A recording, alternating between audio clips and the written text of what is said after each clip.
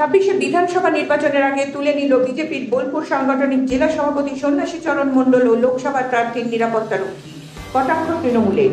26শে বিধানসভা নির্বাচনের আগে তুলে নেওয়া হলো বিজেপির বোলপুর সাংগঠনিক জেলা সভাপতি সন্ন্যাসী চরণ মণ্ডল ও বোলপুর লোকসভার বিজেপি প্রার্থী পিয়া সাহার সশস্ত্রধারী নিরাপত্তারক্ষী। আজ সকালে তাদের কেন্দ্রীয় নিরাপত্তারক্ষীরা চলে যায়। পঞ্চায়েত নির্বাচনে একাধিকবার আক্রান্ত হওয়ার কারণে 3টে কেন্দ্রীয় নিরাপত্তারক্ষী পেয়েছিলেন বিজেপির বোলপুর সাংগঠনিক জেলা সভাপতি সন্ন্যাসী চরণ মণ্ডল। তারপর লোকসভা নির্বাচন শেষ হওয়ার পর 26শে বিধানসভা নির্বাচনের আগে কেন্দ্রীয় বাহিনীর নিরাপত্তা সরল বিজেপির জেলা সভাপতি। তবে এই নিয়ে জল্পনা ছড়িয়েছে। বিজেপির নির্বাচনের আগে বোলপুর লোকসভায় বিজেপির সাংগঠনিক জেলায় বিশাল পরিবর্তন হতে পারে। পাশাপাশি 24শে লোকসভা নির্বাচনে বোলপুর লোকসভা থেকে বিজেপি প্রার্থী হয়েছিলেন পিয়া সাহা। তারও কেন্দ্রীয় নিরাপত্তারক্ষী তুলে নিয়েছেন এদিন সকালে। স্বাভাবিকভাবে রাজ্য বিজেপি বড়সড় কোনো রদবদল করছেন বলে অনুমান করছেন রাজনৈতিক মহল।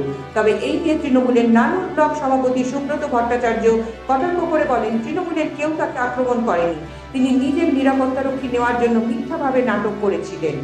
Bureau report, Bolpur news. Security কবে থেকে শুরু? আজকে। আজকে হঠাৎ কি কারণ? এটা তো কারণ তো জানাই না। আমাকে সিকিউরিটি দিয়েছিল, আমাকে না জানিয়ে দিয়েছিল, আবার না জানিয়ে তুলে দেয়। এটা সম্পূর্ণ তো কেন্দ্র সরকারের ব্যাপার। সেই জন্য আপনারা জানেন যে বারবার আক্রান্ত হওয়ার পরিপ্রেক্ষিতে পঞ্চায়েতের নির্বাচনের সময় আমার গাড়ি ভাঙচুর, আমাকে মেরে দেওয়ার যে চক্রান্ত বা মারধরও করেছে, সেই পরিপ্রেক্ষিতে সিকিউরিটি দিয়েছিলেন। তো এর জন্য কোনো কারণ নেই। সিকিউরিটি দেওয়ার কারণ হচ্ছে যে বারবার আক্রান্ত হওয়ার কারণেই দিয়েছিলেন।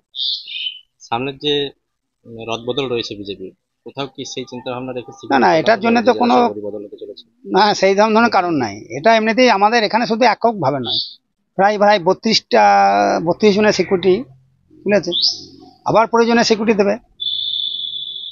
এখন বলছি যে আগেও একাধিকবার আপনার উপরে হামলা হয়েছে, এখনো কি সেই হামলা হতে পারে বলে আশঙ্কা করছেন?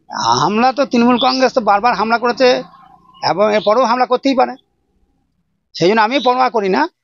ভারতীয় জনতা পার্টির যে দায়িত্ব আছে এবং যে দায়িত্ব দেবে সেই দায়িত্ব সহকারে কাজ করব। ও প্রাণের ঝুঁকি নিয়ে আমরা রাজনীতি করি। আর এ তো তৃণমূল কংগ্রেসের আক্রমণ হতেই পারে, এটা তো না হওয়ার কোনো কারণই নেই। কোথাও কি নিরাপত্তা তুলে নেওয়াটা আতঙ্কে রয়েছে? আমি কোনো আতঙ্কে নেই। আপনারা দেখছেন আমি তো এমনিতেই যেভাবে কাজ করি সেভাবেই কাজ করছি। আমার কোনো ব্যক্তিগতভাবে আমি আতঙ্কিত নই। তবে সরকার যদি ভাবে, আবার কেন্দ্র সরকার যদি ভাবে যে প্রয়োজন আছে তো আবার দেবেন। এটা তো মানে কোনো ইয়ে নাই যে তুলে নিয়েছে বা দেবে না, এটা বিষয় নয়। ওনারা বিবেচনা করেই নিয়েছিলেন, আবার এখন ওনারা নিয়েছেন, প্রয়োজন ওরা ভাববেন। কখন তোলা হয়েছে? আজকেই তো গেল সিকিউরিটি। আজকে আপনাকে কবে জানানো হয়েছে? আমাকে জানায় না তো এইসব ব্যাপারে সিকিউরিটি আমাকে জানিয়ে দেয় না বা আমাকে জানানো হয় না। এবার যেভাবে আমাদের সিকিউরিটি আসে সেইভাবেই ওনাদেরকে জানিয়েছে যারা ছিলেন দেয়।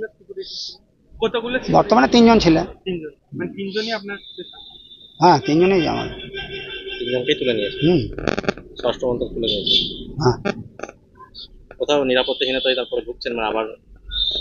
এটা তো ব্যাপারটা হতেই পারে। এই জন্য আমরা এসবকে পরোয়া না করেই তো আমরা কাজ করি।